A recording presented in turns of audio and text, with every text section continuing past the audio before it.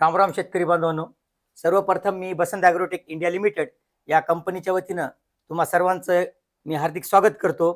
आज आपण परळी दसरथे या गावी आहे, कारण आपण मागच्या महिन्यामध्ये याच गावामध्ये नरेश या वाणाचा फील्ड डे घेतलेला होता। त्याच फील्ड डे घेतलेल्या वाणाला म्हणजे या रिसर्च नरेश गव्हाला त्या शेतकऱ्याला एकरी 22 क्विंटलचं उत्पन्न आलेलं आहे। तेच एकरी 22 क्विंटलचं उत्पन्न कशा पद्धतीने आलेलं आहे याची माहिती आपण प्रत्यक्षात त्या शेतकऱ्याकडून आपण विचारून घेऊ।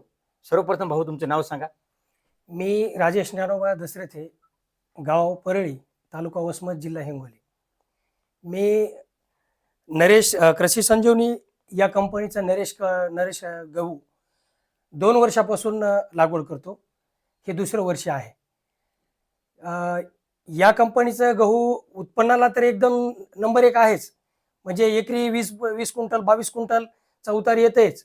पण ही आणि आपण पेरल्याच्या नंतर याची एक मजबूती आहे की आपण भिजल्याच्या नंतर किती वारं सुटू द्या हे पडणार नाही। पुन्हा तुम्ही गहू एकरी समजा मी 40 किलो टाकला सर, एकरी 40 किलो टाकला। मला सुरुवातीला म्हणू लागले कोणी बी समजा येणारे जाणारे शेतकरी की हे मोडून टाकावं लागते, पातळ झालाय। पण त्याचं एक खास वैशिष्ट्य की पातळ गहू असून त्याला इतके फुटवे फुटले की असं कोणाला वाटू लागले की हे 60 किलो बी पेरले, पण वास्तवात 40 किलो बी होतं। आणि विशेष म्हणजे ते गहू शेवटपर्यंत पडला नाही, त्याची ओंबी सुद्धा लांब आहे।